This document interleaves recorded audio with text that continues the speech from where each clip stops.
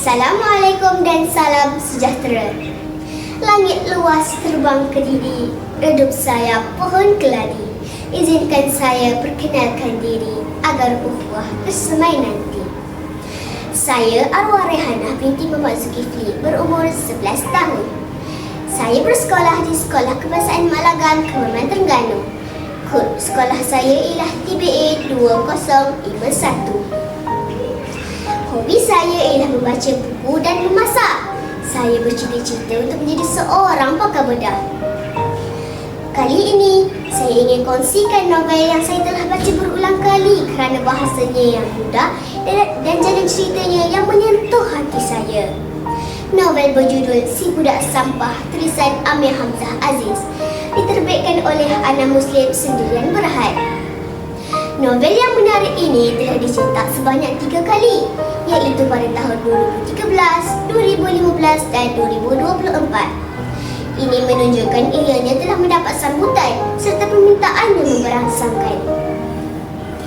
Ia mengandungi 128 muka surat dan mengandungi 11 bab dan dijual dengan harga RM12 di Semenanjung dan RM13 bagi Sabah dan Sarawak.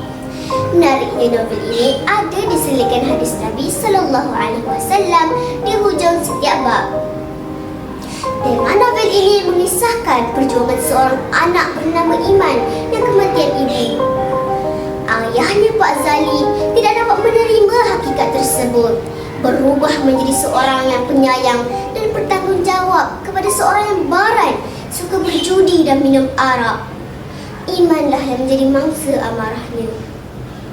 Keperitaan hidup Iman yang setiap hari mengumpul botol untuk dijual kepada Pak Daud bertambah perit dengan kerana Richard dan Sam.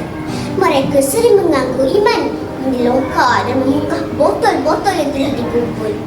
Sedih hati Iman mengenangkan nasib dirinya.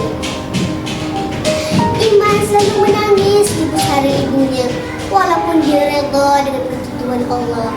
Dirinya yang masih kecil terpaksa menelan berbagai onak dari ganduri kehidupan. Hidup Iman berubah apabila berlaku peristiwa kemalangan yang meranggut nyawa Richard. Ketika dia dan Sam mengejar Iman, Richard yang berbadan gempal telah dilanggar sebuah kereta. Malang bagi Richard, Sam juga meninggalkannya seorang diri dalam kesakitan. Iman terus mendapatkan Richard walaupun hatinya pedih dengan perbuatan Richard selama ini. Richard dibawa ke hospital dan kehilangan banyak darah. Darah Iman didermakan kepada Richard. Namun, keadaan Iman pula kritikal dan dia koma. Mana tidaknya, Iman yang sememangnya kurus dan makan pun tidak mencukupi. Kasihan Iman.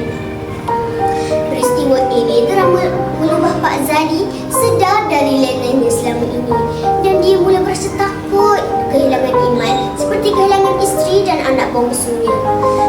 Pak Zali menyesal akan perbuatannya selama ini. Alhamdulillah, Iman akhirnya sedar daripada koma.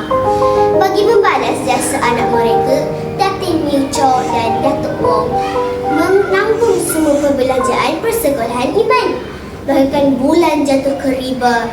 Walaupun Iman tidak mahu terhutang budi, namun atas permintaan Richard, Iman menerima dengan hati yang terbuka.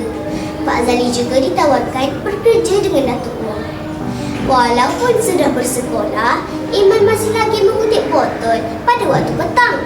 Namun, kali ini bersama Richard, mereka berdua menjadi sahabat karib walaupun berbeza agama dan bangsa. Daripada novel ini, banyak pengajaran yang dapat kita berkongsi bersama.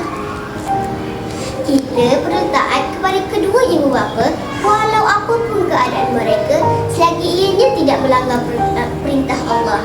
Kedua, hidup tidak sentiasa mudah. Siapkan diri kita untuk menghadapi pelbagai ujian.